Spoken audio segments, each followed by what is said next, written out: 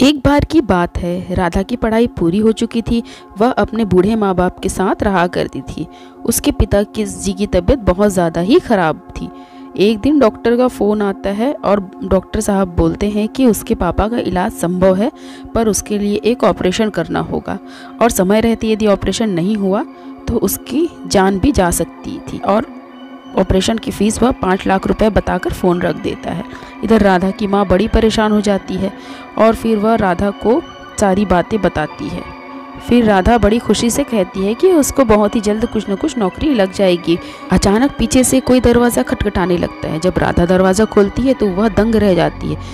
भूत जी, आपको क्या काम है मुझसे?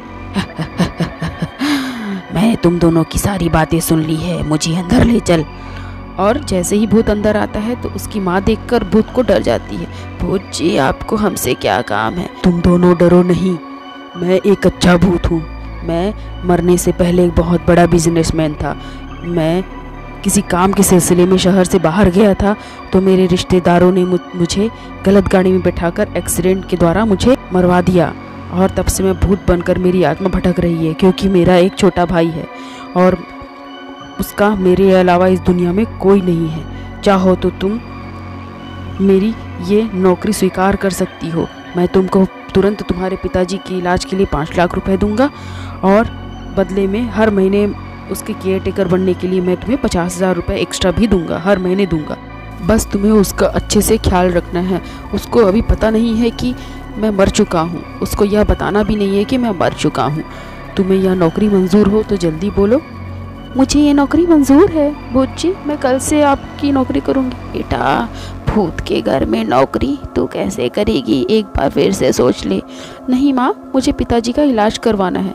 और जैसे ही वह हाँ बोलती है और भूत उसके में पैसों का बैग थमाकर गायब हो जाता है। फिर अगले दिन सुबह राधा उसके यहाँ चले जाती है और उसका छोटा सा भाई पिंटू निकलता है। क्या तुम पिंटू हो? मैं तुम्हारी केयर टेकर हूँ, तुम्हारे भैया ने मुझे भेजा है। आज से मैं तुम्हारा केयर करूँगी। 4 दिन से मेरे भैया नहीं आए हैं, मैं बहुत अकेला हूँ। चलो अंदर दीदी। वाकई में जब वह अंदर जाकर देखती है तो उसका घर बड़ा ही आलीशान होता है और सामने वह भूत बैठे रहता है। और वह पिंटू को बोलती है, चलो पिंटू तुम जल्दी से नहा लो, तुम रेडी हो जाओ, तुम्हारे लिए नाश्ता बना देती हूँ और मैं तुम्हारे लिए टिफ़िन भी पैक कर देती हूँ। ठीक है बेटा? हाँ दीदी ठीक है, मैं जल्दी से तैयार हो जाता हूँ। और इधर वह पिंटू को स्कूल भेज देती है। फिर वह सफाई में लग जाती है। अचानक पीछे शीशे में देखती है तो वह भूत खड़ा होता है और वह बहुत ज़ोर से चौंक जाती है। भूत, तुम बार बार मेरे सामने क्यों आ जाते हो? अरे यार, डरती क्यों हो? वैसे भी भूत लोग इंसानों को देखकर थोड़ा सा ज़्यादा मचल जाते हैं।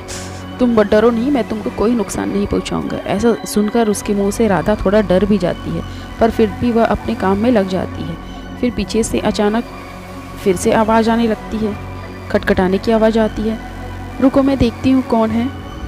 जब वह दरवाज़ा खोलकर देखती है तो 2 व्यक्ति एक वकील के साथ अंदर घुसते रहते हैं। और फिर राधा उनसे बोलती है, आप लोग कौन हैं? हम लोग इस घर के मालिक हैं। पिंटू कहाँ है? उसको बुला दो। मैं उसकी केयर टेकर हूँ। अभी पिंटू स्कूल गया हुआ है और जब आएगा तब मैं उसको बोलूँगी। फिर भी आप लोग ऐसे कैसे अपना घर बोल सकते हो उसको? ए लड़की, तू जो भी है कल से बिल्कुल नहीं आना। यह घर हमारा है और पिंटू हमारा भतीजा है, समझी तुम? ऐसा कैसे हो सकता है? मैं आपको कैसे मान जाऊँ कि आप उसके चाचा हो? अच्छा, हम दोनों उसके चाचा ही हैं, समझी? हमको उसकी प्रॉपर्टी में साइन करवाना है, उसके बाद हम पिंटू को अनाथालय में भेज देंगे। इतने में पिंटू स्कूल से आ जाता है। अब वह अपने चाचा को देखकर बड़ा ही खुश होता है। चाचा चाचा चाचा, अच्छा हुआ आप लोग आ गए। भैया कभी 4 दिन से अता पता नहीं है। अच्छा हुआ ये दीदी कल से हमारे पास रहने आई है। ए लड़के, हम तुम्हारे साथ रहने नहीं आए हैं, हम सिर्फ तुमसे एक कागज़ में साइन करवाने आए हैं। कैसा कागज़ चाचा? मैं किस में क्यों साइन करूँगा चाचा? बेटा तुम किसी में साइन नहीं करना। और तब तक तो वह भूत शांत रहता है और जब वो ज़बरदस्ती उसके चाचा लोग करने लगते हैं तो वो भूत सबके सामने आ जाता है। और भूत को देखकर दोनों तीनों की सिट्टी पिट्टी गुल हो जाती है। सबसे पहले वह वकील भाग जाता है। ये वकील तो अकेले ही भाग गया, हम दोनों को मार के ही रहेगा। भूत तू कौन है? मुझे पहचाना नहीं? मैं तुम्हारा भतीजा हूँ जिसको तुम लोगों ने धोखे से मरवा दिया है। मैं वापस आ गया हूँ, तुम दोनों की खैर नहीं है। यदि तुम दोनों ने पिंटू के साथ किसी भी प्रकार की ज़ोर ज़बरदस्ती की तो मुझसे बुरा कोई नहीं होगा, समझे? और वो लोग उसकी एक नहीं सुनते। इतने में भूत को गुस्सा आ जाता है। वह उन दोनों को ज़ोर से ऊपर पटकता है और नीचे गिराता है, जिससे उन दोनों की मौत हो जाती है।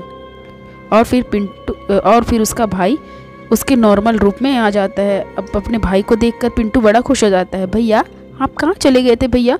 मुझे छोड़ के मैं बहुत अकेला हो गया था भैया। आप मुझे अकेले छोड़ के नहीं जाएंगे ना? हाँ मेरे भाई, अभी तो मैं कहीं नहीं जाऊँगा, लेकिन मुझे तेरी पढ़ाई कंप्लीट होने के बाद मुझे जाना ही होगा मेरे भाई। अब तू राधा दीदी के साथ रहना। फिर इधर राधा अच्छे से नौकरी करने लगती है और राधा के पिताजी का ऑपरेशन भी हो जाता है और वो स्वस्थ भी हो जाते हैं। कहानी अच्छी लगे तो मेरे चैनल को लाइक शेयर एंड सब्सक्राइब करिए। आज का वीडियो देखने के लिए आप सभी दोस्तों का धन्यवाद।